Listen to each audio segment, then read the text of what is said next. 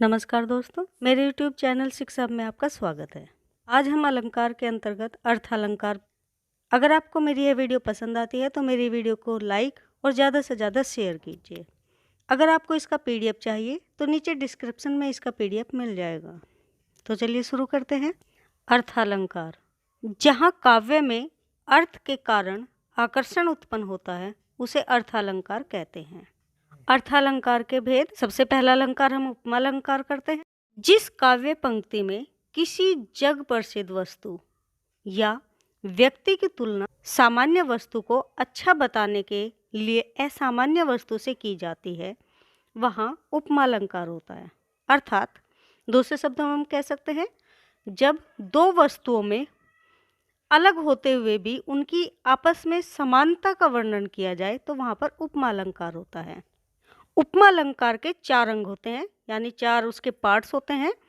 पहला है उपमेय, यानी जो चीज़ प्रस्तुत है, जो चीज़ एट ए टाइम प्रेजेंट है, जिसकी हम उपमा दे सकते हैं। दूसरा है उपमान, यानी जो प्रस्तुत नहीं है, यानी जो दिखाई नहीं देती, जो उस समय वस्तु नहीं होती है, जिससे उपमा दी जाती है। तीसरी समान धर्म, यानी जिसकी हम उपमा देते हैं, जिसे हम गुण भी कह सकते हैं। उपमेय व उपमान दोनों में समान गुण पाया जाता है। चौथा है सादृश्य वाचक शब्द, यानी जिससे उनकी तुलना बताई जाए ऐसे शब्द। जैसे शब्द है सा, ऐसा, जैसा, ज्यों, सदृश, समान। उपमा के भेद। उपमा के 2 भेद हैं। पहला है पूर्णोपमा। इसमें उपमा के चारों अंग मौजूद होते हैं। अभी जो हमने 4 पार्ट्स बताए, 4 अंग बताए, इस भेद में, उपमा के भेद में चारों के चारों अंग यहाँ पर मौजूद होते हैं। जैसे मुख चंद्र सा सुंदर है, तो यहाँ पर पूर्णोपमा अलंकार है। देखिए, यहाँ पर मुख है उपमेय है, जो चंद्र है वो उपमान है, जो सुंदरता है वो समान धर्म है, मुख में भी है और चंद्र में भी है, और जो सा है वो सादृश्य वाचक शब्द है। तो यहाँ पर जो हमने अभी पहले 4 पार्ट्स बताए थे, वो 4 अंग बताए थे, इस पूर्णोपमा में चारों के चारों अंग मौजूद है। दूसरा देखते हैं लुप्तोपमा, जिसमें उपमा के 1, 2 या 3 अंग गायब हो जाते हैं, अर्थात लुप्त हो जाते हैं, उसे लुप्तोपमा कहते हैं। जैसे मुख चंद्र सा है, जो हमारे 4 अंग थे उनमें से यहाँ पर सुंदरता यानी समान धर्म का लोप हुआ है, इसलिए यहाँ लुप्तोपमा अलंकार है। अगला अलंकार करते हैं हम उत्प्रेक्षा अलंकार, जहाँ उपमेय में उपमान की संभावना या कल्पना की जाए और जहाँ पर वाचक शब्द मनु, मानो, जनु, जानो, मनहु, जनहु हो, वहाँ पर उत्प्रेक्षा अलंकार होता है। जैसे मुख मानो चंद्रमा है, तो यहाँ पर मुख को चंद्रमा मान लिया गया है, और यहाँ पर हमारा जो वाचक शब्द है मानो का भी प्रयोग हुआ है, तो यहाँ पर हमारा उत्प्रेक्षा अलंकार है।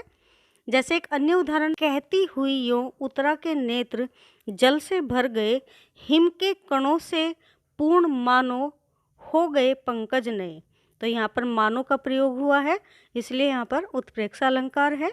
अगला अलंकार है हमारा रूपक अलंकार, जहाँ उपमेय और उपमान को एक कर दिया जाता है, या दूसरे शब्दों में कहें, प्रसिद्ध वस्तु से गुणों की समानता को दर्शाने के लिए किसी सामान्य वस्तु पर उसकी समानता दर्शाने के बदले सीधा उस पर आरोप कर दिया जाता है, वहाँ रूपक अलंकार होता है।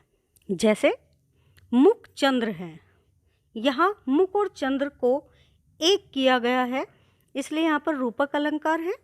एक अन्य उदाहरण देखिए, पायो जी मैंने राम रतन धन पायो, यहाँ पर राम और रतन को एक कर दिया गया है, इसलिए यहाँ पर रूपक अलंकार है। अतिशयोक्ति अलंकार, जब किसी गुण या स्थिति को बढ़ा चढ़ाकर कहा जाए वहाँ पर अतिशयोक्ति अलंकार होता है। जैसे यह चंद्र है, अर्थात मुख को देखकर कहना कि यह चंद्र है, चंद्र जैसा नहीं चंद्र ही है, तो यहाँ पर अतिशयोक्ति अलंकार है। अगला अलंकार करते हैं विरोधाभास अलंकार, जहाँ विरोधी चीज़ों का एक साथ वर्णन किया जाए वहाँ पर विरोधाभास अलंकार होता है। अर्थात दूसरे शब्दों में कह सकते हैं कि जहाँ पर आपस में विरोध रखने वाले वस्तुओं का या पदार्थों का या किसी भी चीज़ों का वर्णन किया जाए। जैसे उदाहरण देखिए, या अनुरागी चित्त की गति समुझे नहीं कोई, ज्यों ज्यों डूबे श्याम रंग त्यों त्यों उज्जवल होय। श्याम और उज्जवल दोनों विरोधी है आपस में, और दोनों का वर्णन यहाँ पर एक साथ किया गया, इसलिए यहाँ पर विरोधाभास अलंकार है। एक अन्य उदाहरण देखिए, प्यार एक मीठा जहर है। मीठा और जहर दोनों आपस में विरोधाभास रखते हैं, और यहाँ पर एक साथ दोनों का वर्णन किया गया है, इसलिए यहाँ पर विरोधाभास अलंकार है। विभावना अलंकार, जहाँ कारण के अभाव में कार्य की उत्पत्ति का वर्णन किया जाता है, वहाँ विभावना अलंकार होता है। जैसे उदाहरण देखिए, बिनु पद चले सुने बिनु काना।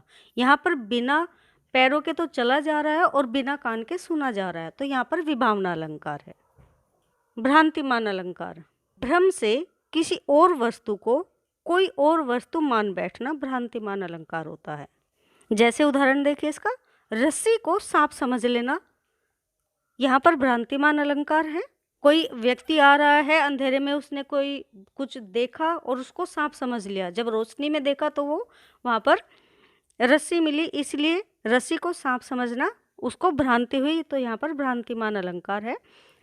एक अन्य उदाहरण देख लेते हैं, फिरत घरन नूतन पथिक चले चित भागी, फूल्यो देखी पलास वन समुझे समुझी देवागी। यहाँ पर एक जो पथिक है, नया पथिक है, वह चला जा रहा है वन की ओर है, पलास वन को देखकर का मन घबरा जाता है और वह उसको क्या समझ लेता है, हकीकत में पलास का वन है। पलास एक फूल होता है बड़ा बड़ा सा पीले रंग का, वो फूल है, और वो उसको क्या समझ लगता है कि इसमें तो आग लगी हुई है, और वह घबरा जाता है। तो यहाँ पर होता कुछ है, पथिक समझ कुछ लेता है, तो यहाँ पर उसको भ्रांति होती है, तो इसलिए यहाँ पर भ्रांतिमान अलंकार है।